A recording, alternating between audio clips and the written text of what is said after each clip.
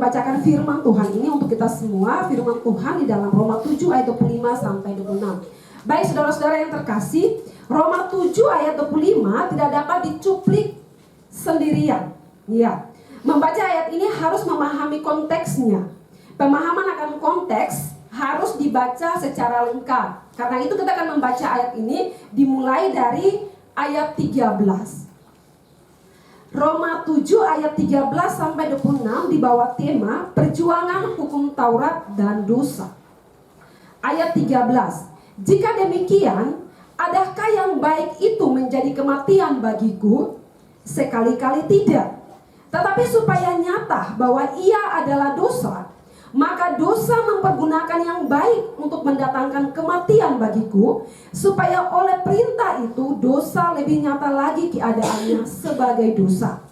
Sebab kita tahu bahwa hukum Taurat adalah rohani, tetapi aku bersifat daging, terjual di bawah kuasa dosa. Sebab apa yang aku perbuat, aku tidak tahu, karena bukan apa yang aku kehendaki yang aku perbuat, tetapi apa yang aku benci, itulah yang aku perbuat. Jadi jika aku perbuat apa yang tidak aku kehendaki, aku menyetujui bahwa hukum Taurat itu baik. Kalau demikian, bukan aku lagi yang memperbuatnya, tetapi dosa yang ada di dalam aku. Sebab aku tahu bahwa di dalam aku, yaitu di dalam aku sebagai manusia, tidak ada sesuatu yang baik. Sebab kehendak memang ada di dalam aku, tetapi bukan hal berbuat apa yang baik. Sebab bukan apa yang aku kehendaki, yaitu yang baik yang aku perbuat, melainkan apa yang tidak aku kehendaki, yaitu yang jahat yang aku perbuat.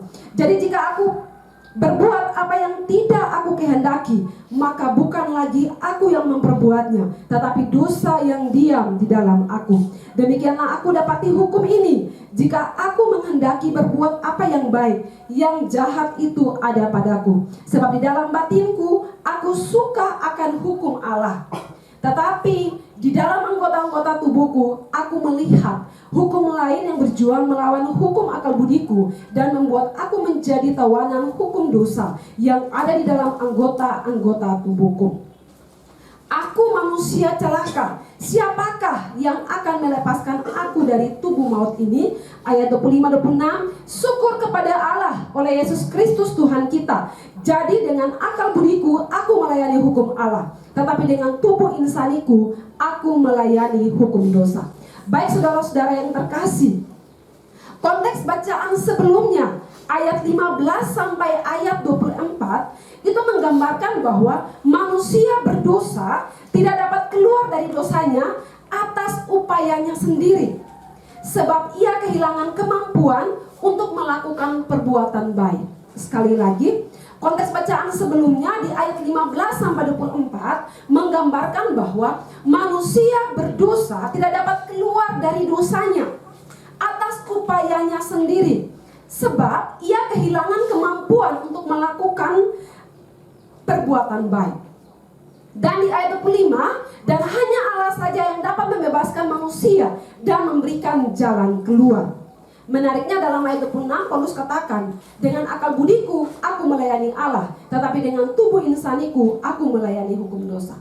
Baik saudara-saudara yang terkasih, saya belum sampaikan tema kita pada sore hari ini. Ya, tema berdasarkan bacaan ayat 25 sampai 26 yaitu ada jalan keluar. Ya, tema kita hari ini yaitu ada jalan keluar. Baik, pertanyaan buat kita semua. Ya, apa maksud Paulus dengan pernyataannya di ayat 26? Jadi dengan akal budiku aku melayani hukum Allah, tetapi dengan tubuh insaniku aku melayani hukum dosa. Di ayat 25 Paulus katakan syukur kepada Allah oleh Yesus Kristus Tuhan kita. Saudara-saudara, ketika saya membaca tafsiran ini dalam bagian ini dalam tafsiran TSI dan BIS, di situ ayat 24, 25, 26 itu digabung, tidak dipisah. Ya, ayat 24, 25, 26 itu digabung, tidak dipisah. Jadi ketika saya membaca bagian ini, saya merenungkan begini. Apa maksud Paulus ya ketika dia berkata bahwa dengan akal budiku aku melayani Allah, tetapi dengan tubuh insaniku aku melayani dosa? Apakah maksudnya bahwa Paulus, ya, apakah maksudnya bahwa Paulus memiliki hidup dalam dualisme? Ya, di mana Di satu pihak dengan akal budinya Paulus melayani hukum Allah, tetapi di pihak lain dengan tubuh insaninya melayani hukum dosa. Iya. Pertanyaan berikut yang muncul lagi, apakah benar bahwa Paulus melayani hukum dosa? Melayani hukum dosa ini sama dengan diperbudak oleh dosa. Iya. Lalu pertanyaan lagi yang muncul, apakah Allah mengizinkan Paulus untuk memberikan diri diperbudak oleh dosa? Iya. Karena di ayat 25 dikatakan syukur kepada Allah oleh Yesus Kristus Tuhan kita. Lalu di ayat 26 dikatakan, jadi dengan akal budiku aku melayani hukum Allah, tetapi dengan tubuh insaniku aku melayani hukum dosa. Ketika saya membaca bagian ini, saya agak begitu susah untuk memahami apa maksudnya ini. Maka saya membuka tafsiran, ya tafsiran TSI dan tafsiran BIS. Ya, di situ tafsirannya sangat sederhana untuk dipahami. Baik saudara-saudara yang terkasih, untuk menjawab pertanyaan ini, ya, yang pertama kita perlu memahami konteks. Ya, ini pentingnya kita perlu memahami konteks. Ya, bahwa dalam konteks bacaan ini Rasul Paulus bercerita tentang pengalamannya sebagai seorang Yahudi, di mana dia dulu berada di bawah hukum Taurat. Dulu dia masih berada di bawah hukum Taurat, artinya bahwa dia belum bertobat, dia belum berjumpa dengan Yesus. Ya. Dan surat ini disampaikan kepada jemaat-jemaat di Roma dengan latar belakang Yahudi. Maka ketika Paulus menggunakan istilah hukum dan hukum Allah, maksudnya ialah hukum Taurat. Ya. Sekali lagi dalam konteks bacaan ini Rasul Paulus bercerita tentang pengalamannya sebagai seorang Yahudi, di mana dia dulu berada di bawah hukum Taurat. Artinya sebelum dia berjumpa dengan Yesus, sebelum Tuhan tangkap dia, sebelum dia bertobat, sebelum dia melayani Allah dengan sepenuhnya. Jadi sini dia bercerita. Ya. Yang kedua, dalam bacaan ini Paulus menyatakan bahwa hukum Taurat itu baik. Ya. Dapat menyatakan seseorang berbuat dosa. Rasul Paulus tahu bahwa apa yang tertulis dalam hukum Taurat itu baik. Dan secara akal budi, istilah akal budi di sini sama dengan yang dimaksud dengan batin pada ayat 22. Secara akal budi, Paulus tahu bahwa hukum Taurat itu baik. Tetapi setiap kali Paulus hendak mentaati hukum itu, selalu ada dorongan secara daging berbuat dosa. Sekali lagi, secara akal budi, Paulus tahu bahwa hukum Taurat itu baik. Tetapi setiap kali Paulus hendak mentaati hukum itu, selalu ada dorongan secara daging untuk berbuat dosa. Hal ini kita bisa lihat di dalam pembacaan kita hari ini di ayat 14, 19 sampai 23. Di situ dikatakan yang pertama ayat 14. Sebab kita tahu bahwa hukum Taurat adalah rohani, tetapi aku bersifat daging, terjual di bawah kuasa dosa. Sebab bukan apa yang aku kehendaki yaitu yang baik yang aku perbuat, melainkan apa yang tidak aku kehendaki yaitu yang jahat yang aku perbuat. Jadi jika aku berbuat apa yang tidak aku kehendaki, maka bukan lagi aku yang memperbuatnya, tetapi dosa yang diam di dalam aku. Demikianlah aku dapati hukum ini, jika aku menghendaki berbuat apa yang baik, yang jahat itu ada padaku. Sebab di dalam batinku, aku suka akan hukum Allah. Tetapi di dalam anggota-anggota tubuhku aku melihat hukum lain yang berjuang melawan hukum akal budiku, dan membuat aku menjadi tawanan hukum dosa yang ada di dalam anggota-anggota tubuhku. Inilah maksud dari ayat 25 dan 26, saudara-saudara. Ya, inilah maksud dari ayat 25 dan 26. Ya, dalam tafsiran TSI dia berkata begini. Jadi beginilah persoalan saya dulu. Dalam pikiran saya selalu ingin menjalankan semua peraturan hukum Taurat yang diberikan Allah.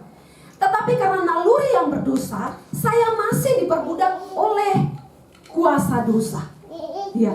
Jadi bahwa dahulu sebelum Paulus mengenal Kristus, ya, sebelum Paulus berjumpa dengan Kristus, ya, Paulus masih ada di bawah hukum Taurat. Ia tidak dapat melakukan kehendak Allah dengan benar, meskipun ia memiliki kehendak. Ia memiliki pikiran untuk melakukan apa yang baik, tetapi selalu yang tidak baik yang ia lakukan. Mengapa demikian? Ya, di dalam tafsiran TSI bagian terakhir dia katakan bahwa karena naluri yang berdosa, saya masih diperbudak oleh kuasa dosa. Ya, karena dosa ada dalam dirinya. Karena dosa itu ada di dalam diri Paulus. Dosa itu menguasai Paulus, memperbudak Paulus, sehingga dia tahu kehendak Allah, tetapi dia tidak bisa melakukannya dengan benar. Setiap kali dia melakukan dengan sempurna, selalu ada dorongan untuk dia melakukan dosa. Itu yang disebut dalam ayat 25-26. Dengan akal budiku, aku melayani hukum Allah, tetapi dengan tubuh insaniku, aku melayani hukum dosa. Ya. Saudara-saudara, ya. Hal ini dapat kita rasakan pula dalam kehidupan kita, ya. Kita tahu kehendak Allah. Kita tahu kebenaran firman Allah. Karena apa? Kita belajar, kita mendengar. Kita tahu, ya, apa yang dikatakan oleh kitab suci. Tetapi apa yang kita lakukan, saudara-saudara? Ya. Kita tahu kebenaran firman Tuhan. Kita tahu firman Tuhan berkata begini. Kita tahu apa yang harus kita lakukan. Kita tahu. Tapi apa yang kita lakukan? Kita tahu ini dosa. Kita tahu ini salah. Ini tidak benar. Tidak baik. Ini bukan kehendak Allah. Tetapi toh itu yang kita melakukan. Betul atau tidak? Betul atau tidak? Betul. Kita tahu dengan pasti bahwa sesuatu itu salah. Tidak benar. Bukan kehendak Allah. Tetapi kita terdorong untuk melakukan itu. Ya. Kita tahu bahwa apa yang kita lakukan itu bukan kehendak Allah, tapi itu yang kita mau lakukan. Ya. Kita lebih cenderung untuk terdorong untuk melakukan dosa. Karena apa, saudara-saudara? Karena dosa itu ada di dalam diri kita. Ya, dosa itu mengikat kita. Sehingga sekalipun kita mengerti kebenaran, ya, tapi kita tidak memiliki kemampuan untuk melakukan kehendak Allah dengan baik. Ini yang dimaksud melayani hukum Allah secara batin, beserta paradoksnya melayani hukum dosa secara daging atau insani. Dalam perjalanan Paulus di masa lalu, Paulus menceritakan bahwa ada pertentangan antara manusia batin versus anggota-anggota tubuh atau daging. Dan di dalam ayat 22 tadi sudah dibacakan bahwa Paulus memberitahukan kita bahwa sebenarnya Allah sudah melengkapi kita. Allah sudah memberikan kita yang namanya batin. Untuk apa batin? Batin ini untuk mengenal kehendak Allah. Tetapi karena tubuh kita ini masih daging dan masih takluk kepada dosa, dosa itu dapat memberi instruksi yang bertentangan dengan apa yang sudah dipahami oleh batin. Dalam kehidupan ini hampir setiap hari ya saudara-saudara, hampir setiap hari kita membaca, kita mendengar berita-berita, kasus-kasus atau pelanggaran-pelanggaran yang dilakukan oleh orang-orang yang beragama, orang-orang yang paham tentang kitab suci, orang-orang yang mengerti kebenaran Allah, tapi mereka menjadi pelaku kejahatan. Ya. Mereka menjadi pelaku kejahatan. Orang-orang yang tahu kehendak Allah yang menjadi pelaku kejahatan. Orang-orang yang hampir setiap hari yang berbicara tentang Injil yang menjadi pelaku kejahatan. Orang-orang beragama. Apa yang disampaikan Paulus dalam Roma 7 ayat 13-26 adalah suatu pernyataan bahwa tidak ada manusia yang bebas dari dosa. Walaupun dia sudah mempunyai guidance yang namanya hukum Taurat, maka tidak mungkin manusia itu imun dari dosa. Dalam kondisi demikian, Paulus menyatakan, aku manusia celaka.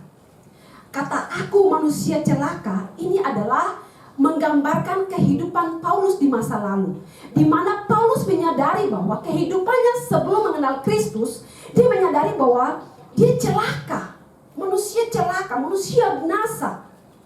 Ya. Dan sudah dikatakan, siapakah yang akan melepaskan aku dari tubuh maut ini? Ya. Paulus menyadari bahwa kehidupan di luar Kristus itu adalah suatu kemalangan, suatu celaka yang besar. Karena apa? Membawa kita kepada kebinasaan, membawa kita kepada kematian yang kekal. Paulus menyadari akan hal ini ketika dia bertobat melalui suratnya kepada Roma. Ya, orang-orang Yahudi yang ada di Roma, dia bercerita bahwa kehidupan manusia di luar Kristus itu celaka besar. Ya. Dan dia katakan bahwa aku manusia celaka. Siapakah yang akan melepaskan aku dari tubuh maut ini? Saudara-saudara, saya yakin bahwa kehidupan kita ini tidak terlepas dari yang namanya dosa. Pernah tidak kita sadar bahwa kita ini manusia celaka? Pernah atau tidak? Atau tidak pernah kita menyadari hal ini? Paulus, ketika dia dipakai oleh Kristus, dia benar-benar sadar bahwa kehidupan dulu di luar Kristus itu betul-betul kehidupan yang binasa. Karena itu dia mengirim surat kepada jemaat di Roma, orang-orang Yahudi yang ada di Roma, agar mereka sungguh-sungguh, hati mereka itu harus sungguh-sungguh berpaut kepada Allah. Dia mengatakan, aku manusia celaka, kehidupanku di luar Kristus dulu. Ketika sekarang dia mengenal firman Allah, ketika dia belajar mendalami firman Allah, dia paham tentang firman Allah, dia sungguh menyadari bahwa kehidupan di luar Kristus itu benar-benar celaka. Siapakah yang akan menolong aku? Siapakah yang akan melepaskan aku dari tubuh maut ini? Pernah tidak? Ketika kita berbuat dosa, lalu kita sadar bahwa saya sudah berdosa. Tuhan, bagaimana saya bisa lepas dari ini dosa? Tuhan, bagaimana saya bisa keluar dari ini dosa? Kenapa ini dosa yang saya lakukan terus? Ini yang dari tahun ke tahun dosa ini yang saya buat terus. Kenapa saya tidak bisa bertobat? Apa yang saya harus lakukan, Tuhan? Siapa yang bisa tolong saya? Bagaimana saya bisa keluar dari tubuh yang fana ini? Bagian kedua, ada jalan keluar, saudara-saudara. Ketika kita yang bergumul, bagaimana cara untuk melepaskan diri dari dosa? Firman Tuhan hari ini memberitahukan kita bahwa ada jalan keluar.